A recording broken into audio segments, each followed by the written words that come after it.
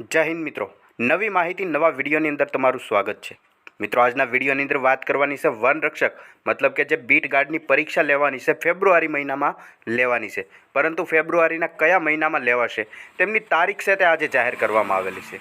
જ્યાં મિત્રો સંભવિત તારીખ જાહેર કરવામાં આવેલી છે કે કઈ તારીખે વનરક્ષક બીટ ગાર્ડની પરીક્ષા લેવામાં આવશે। જો તમે પણ માહિતી જાણવા માંગતા હોય તો ખાસ કરીને વિડીયોને અંત સુધી અવશ્ય જુઓ, અને હજુ સુધી તમે અમારી ચેનલની અંદર નવા હોય તો ચેનલને સબસ્ક્રાઇબ જરૂરથી કરી લેજો, જેથી કરીને તદ્દન નવી માહિતી તમારા સુધી સૌથી પહેલાં પહોંચતી રહે।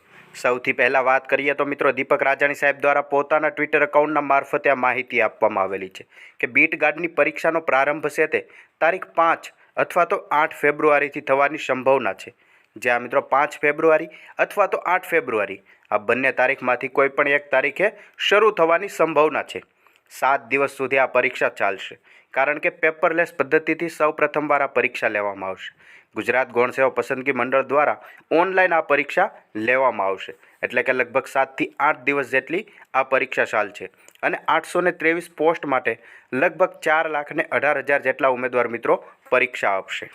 આજકાલમાં જ તારીખ જાહેરાત થઈ જશે, મતલબ કે 5 થી 8 તારીખે પરીક્ષા શરૂ થશે તે ઓફિશિયલી જાહેરાત આજકાલની અંદર આવી શકે છે।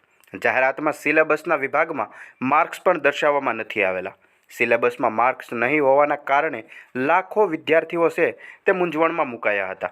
હવે થનારી જાહેરાતમાં ઉમેદવારોને મળી જશે આમનો પણ જવાબ। જ્યાં મિત્રો સિલેબસ નવો જાહેર કરવામાં આવ્યો તે સિલેબસની અંદર કયા સિલેબસમાંથી કેટલા માર્કનું પૂછવામાં આવશે, 100 પ્રશ્નો અને 200 માર્કનું પેપર કઈ રીતે ડિવાઈડ કરવામાં આવશે તેમની કોઈ માહિતી આપેલી ન હતી, પરંતુ આમની પણ જાહેરાત ઉમેદવારોને મળી જશે। જ્યાં મિત્રો ફોરેસ્ટ બીટ કાર્ડને લગતી એક મહત્ત્વની અપડેટ હતી જે વિડીયોની અંદર આપણે જોઈ।